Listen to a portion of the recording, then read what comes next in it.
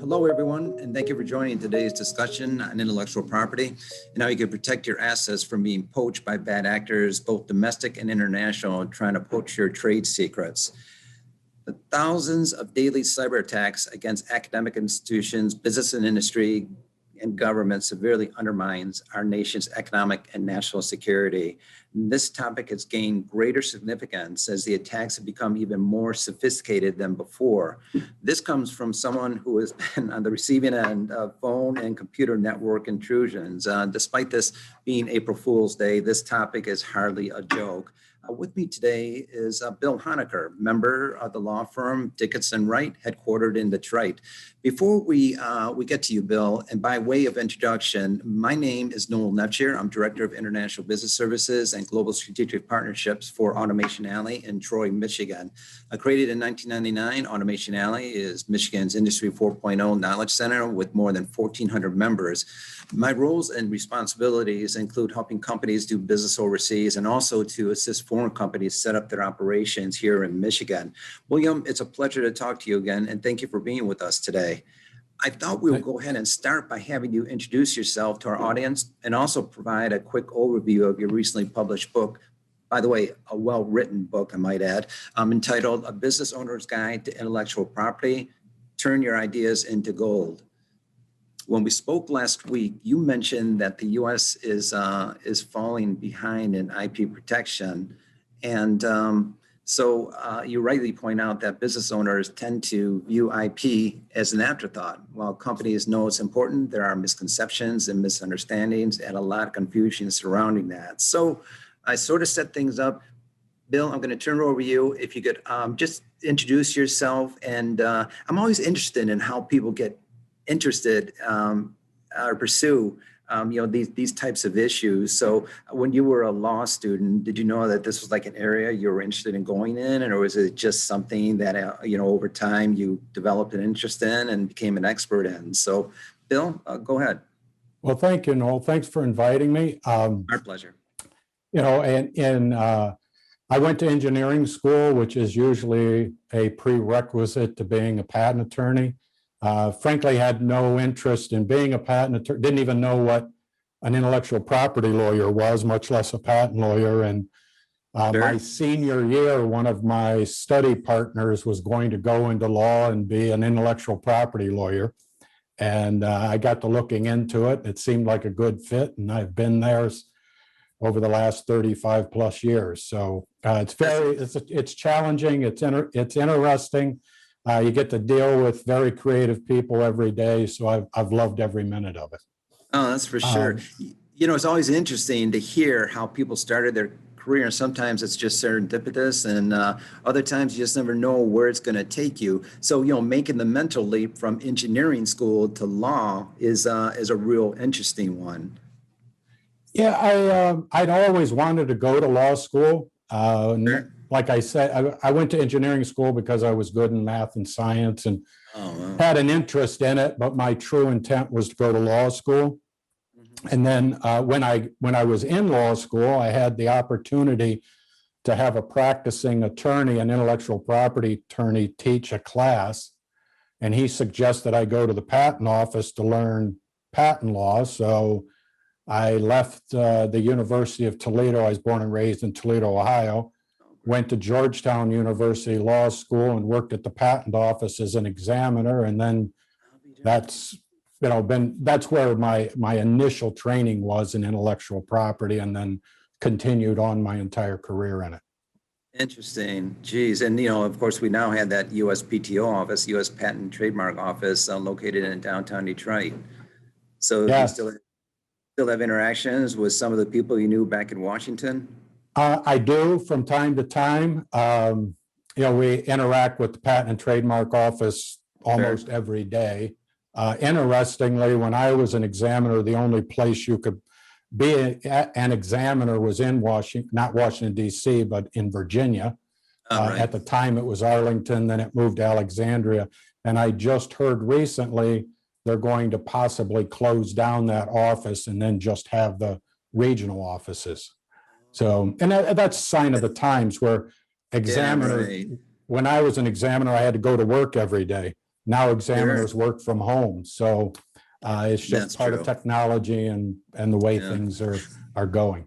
But I think, when the USPTO moved to Detroit, I think that sort of underscored the extent to which Detroit and Michigan is really a high-tech mecca and a center of innovation, with all the patents and innovations coming out of this region. So it was really a good decision for them to move here. We've had some interactions with them, and they've really helped a lot with a lot of our members that are doing business overseas. So, Bill, in the 15 minutes that we have today, I'd like to begin by asking you why business owners should be interested in IP.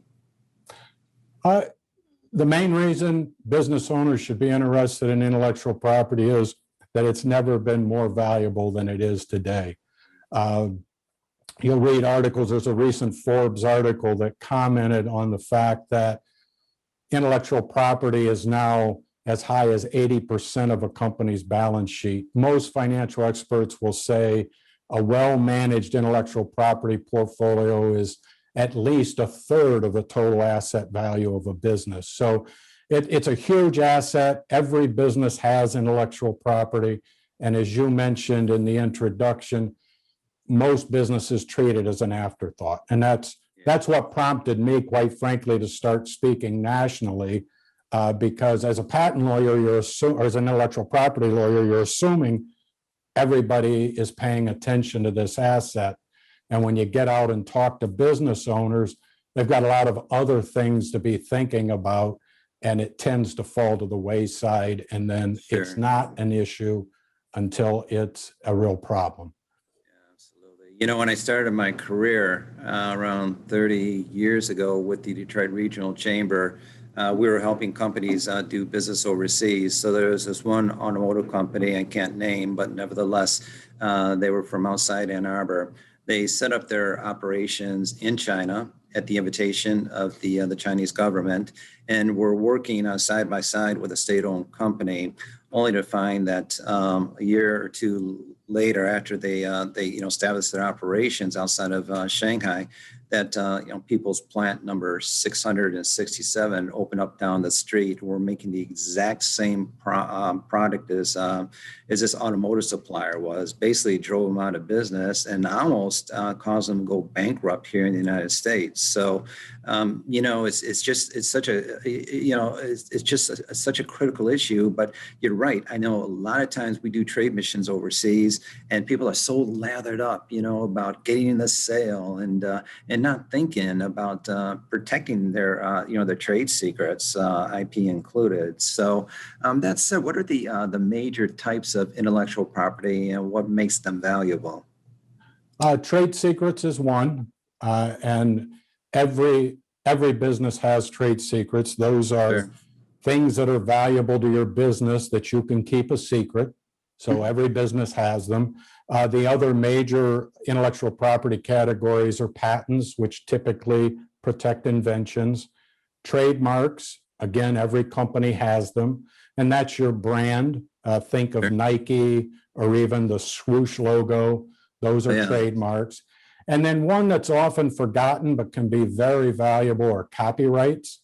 Most people think of those as protecting books or music. But copyrights protect the expression of any idea in tangible form, which means if you can reproduce it, it's likely to be capable of copyright protection. So for businesses, it can be websites, content, images on the website, and the copyright laws can be pretty tough on infringers. So it's one not to be forgotten about.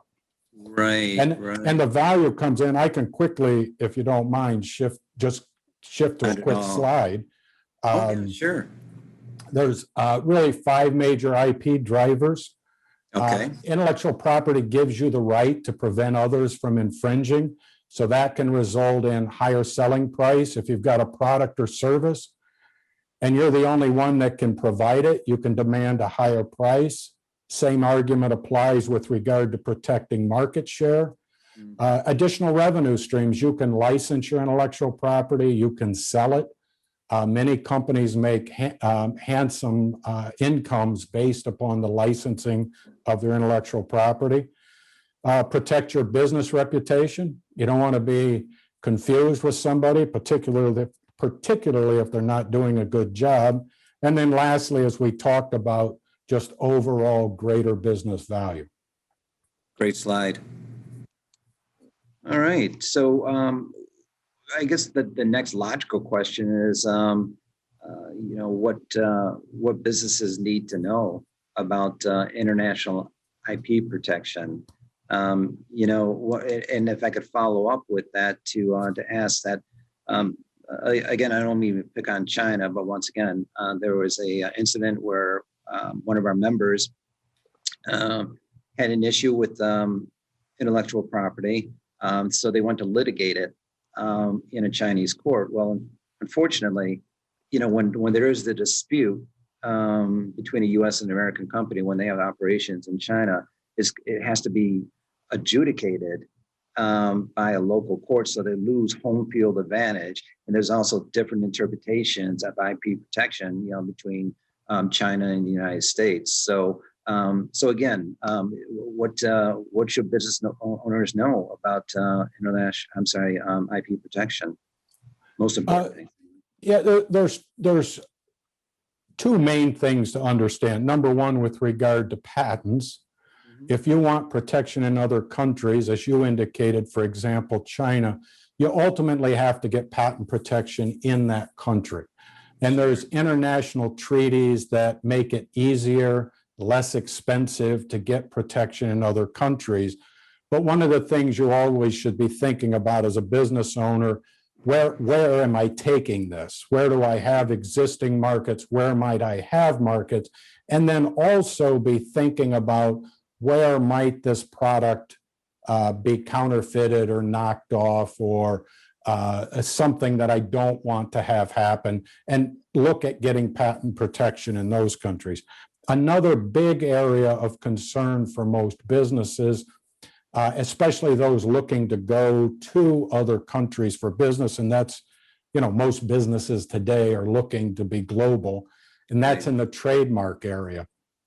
In the US, you get trademark rights when you use a trademark, but a lot of other countries, the majority of them, only give you trademark rights if you file. It's sort of not the same, but it's similar to getting a domain name. So we see a lot of businesses getting their trademarks hijacked in countries that they might be thinking of expanding into, and then we're forced to either litigate to get them back or pay a ransom to get our own trademarks back. And we've even seen it in situations where we've used distributors, where the distributor will go and register our trademarks, and at the time probably trying to help out. But when it comes time to sell the business or change distributors, then you've got the distributor owning your rights, and you have to negotiate to get your trademarks back. So the key in the way to safeguard that is get your registrations in other countries before you start expanding into those other countries, just to protect yourself. Sure. One of the, speaking of the trade missions that we've done, the last one we did before COVID was to India. And so whenever we go in country, we always meet with the local embassy folks from the U.S.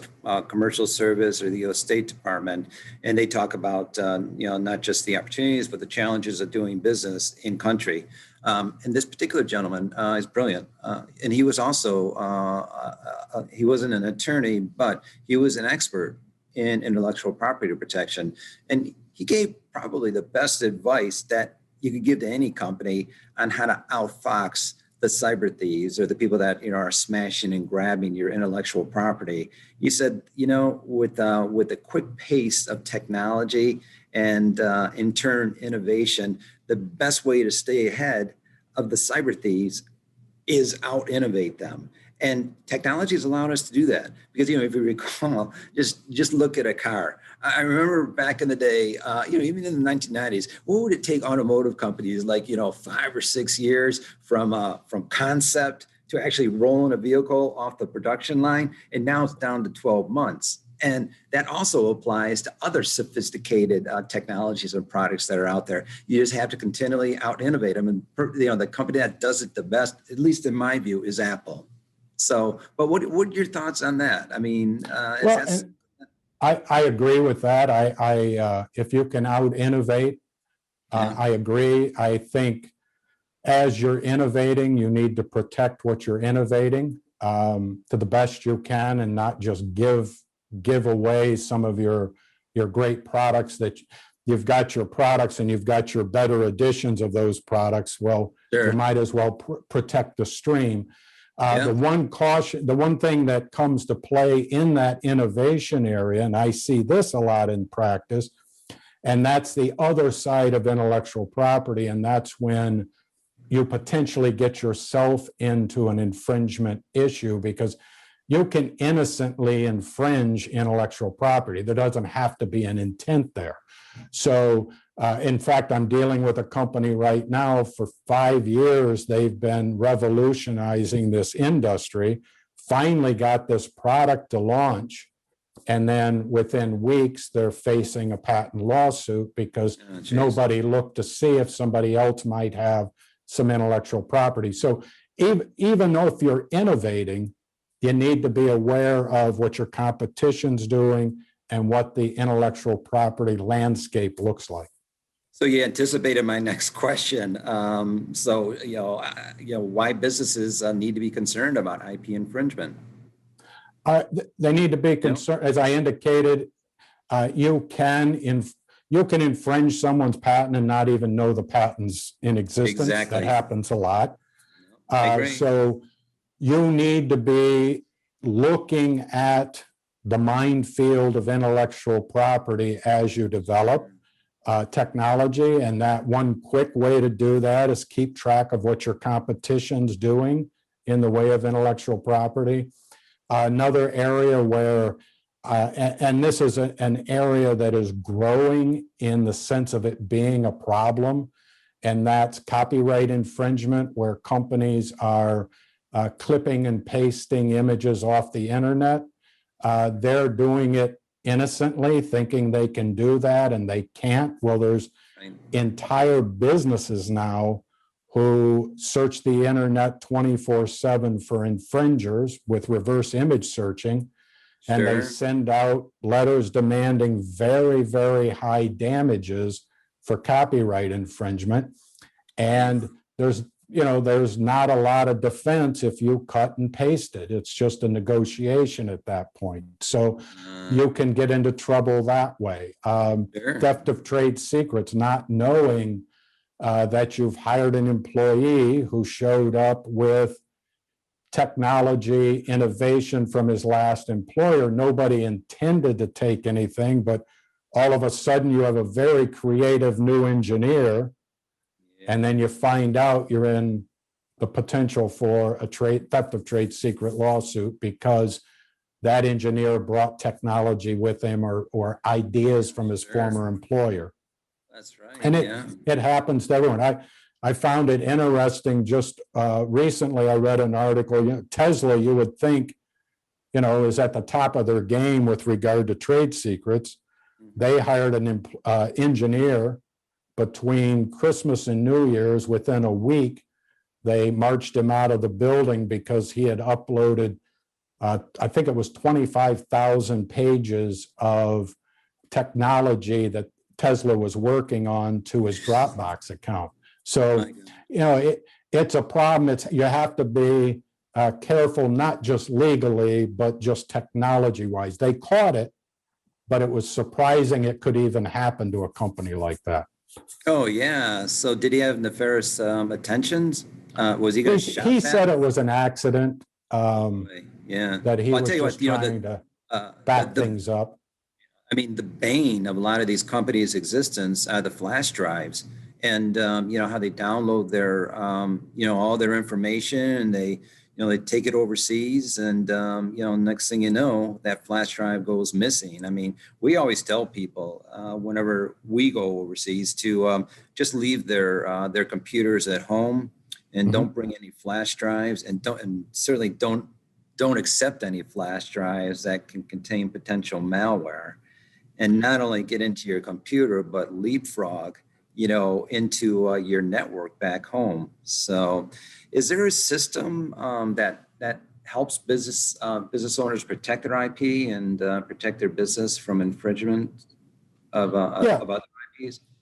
Yeah, I have a system I've used now for probably the last 30 years. It's very effective. I mean, businesses have systems for everything. What they Sure. don't have, most businesses, many do, but most don't have a system for intellectual property they're developing and avoiding intellectual property lawsuits. And what I've developed, I call it the recipe for success. It's RCP. It's 3 steps. And the first is to recognize the business has intellectual property. And what we're talking about today are the types of things that, at a 40,000-foot level, you've got at least trademarks, copyrights, and trade secrets, maybe patents, depending on the company. And Sure. then you train your people to collect that intellectual property. And you train them by having them ask 2 simple questions. One is it important to the business? And if the answer is yes, the second question is, do you want your competition not to have it? And if Right. that's yes, then it's probably protectable intellectual property. And then the third step, the P, is protect, and that's where you meet with your intellectual property counsel, usually quarterly for about an hour. You go through all of your existing intellectual property, all of the intellectual property you've collected, and then you discuss all the products that you're thinking about launching or even services so that you can quickly determine whether there needs to be an investigation to see if those might be potential for infringement charges. So when you do it, when you keep it at an hour or less and you set these dates up quarterly, all of a sudden intellectual property is in the forefront for your business and everything's protected. And just as importantly, you're never surprised by an IP lawsuit ever. Yeah, absolutely. It's also nice to know that, there's not just organizations like yours, but even, the FBI, they have a cyber unit in their Detroit field office, and they're willing to work with any company or meet with any company to talk about cyber defenses. So to me, there's really no excuse when there's expertise out there from Dickinson Wright and the FBI for these companies to remain vulnerable to to any kind of attack. And your point about Tesla, I'd love to circle back to that just for a moment because it triggered a thought. A lot of times, and you probably seen this, but tell me if you agree with this.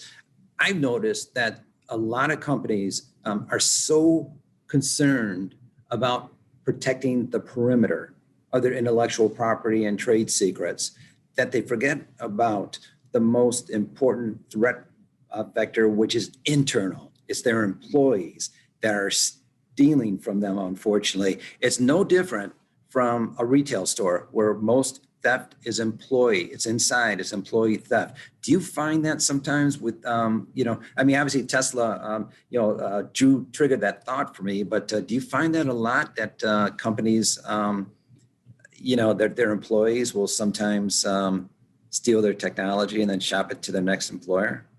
Yeah, actually, the majority of theft of trade secret cases I've seen in my career are employees who are leaving either to go to a competitor or to go and start their own business. Now, I believe of those, a fair majority of those are not employees trying to do something nefarious.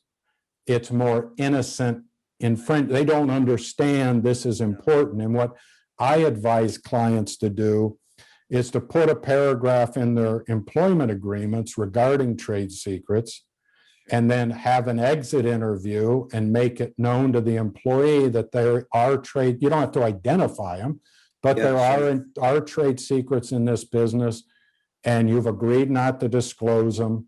And if you do, we're going to have to take action. And then have the same type of discussion with employees coming into your business that Right. we really don't want to get sued for theft of trade secrets, so we don't want anything from your previous employer. I just had, and you can make that even more forceful by when employees leave.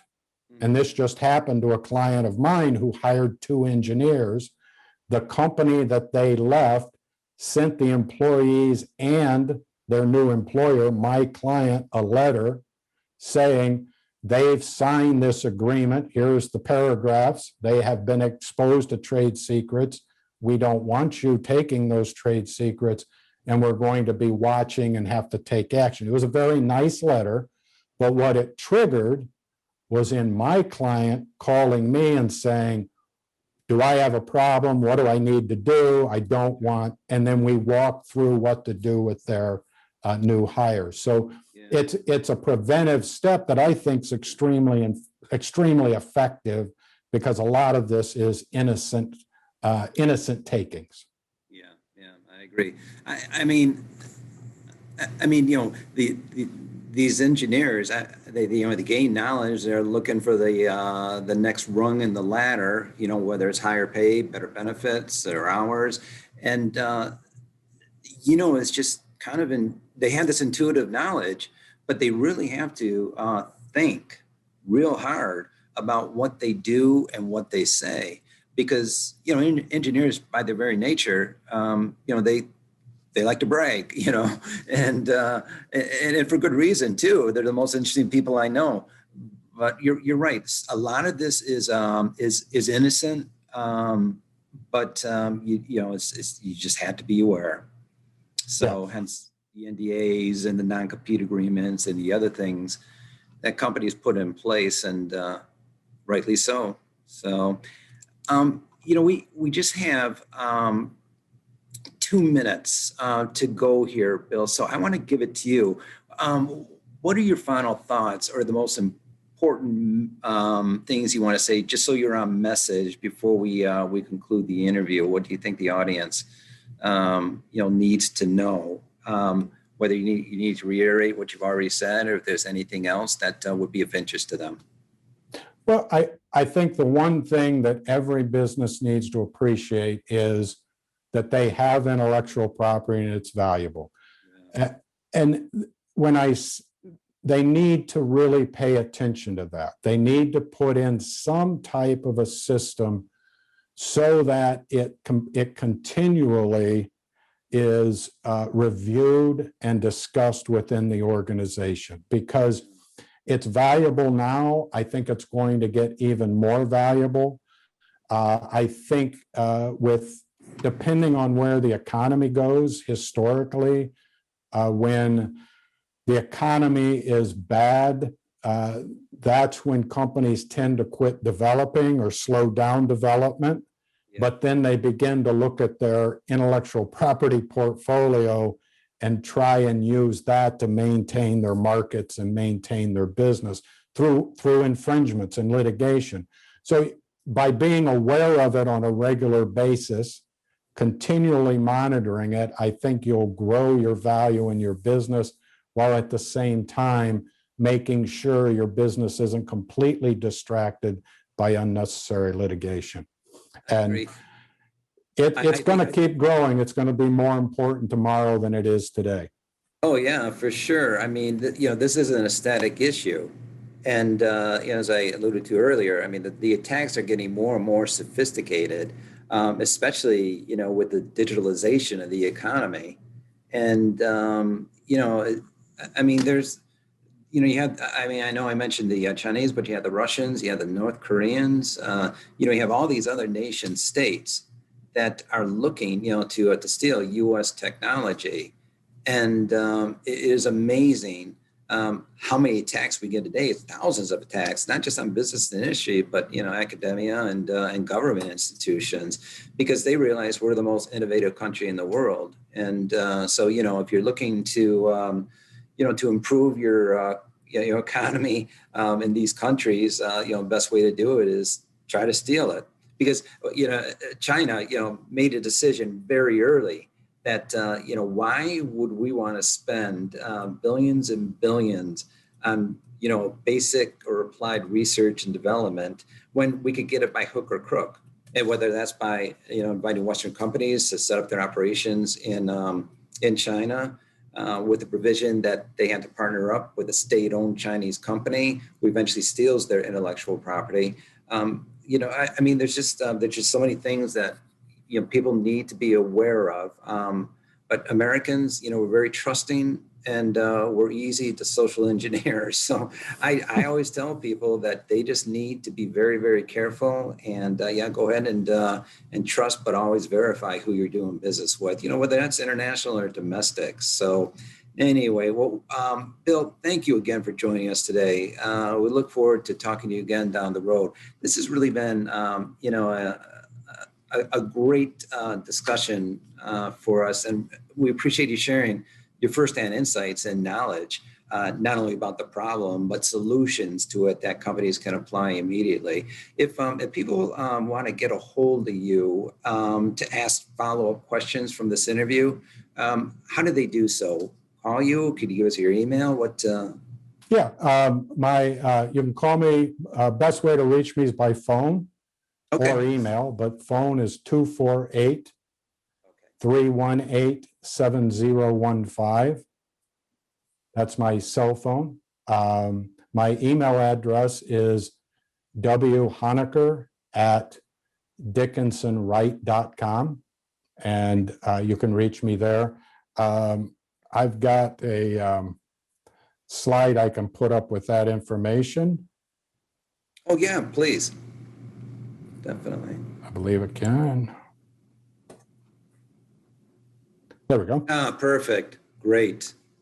All Yeah, and right. that number there happens to be, the phone number is my office number, 248-433-7381. That's my office number. So love to answer questions, love to be of help.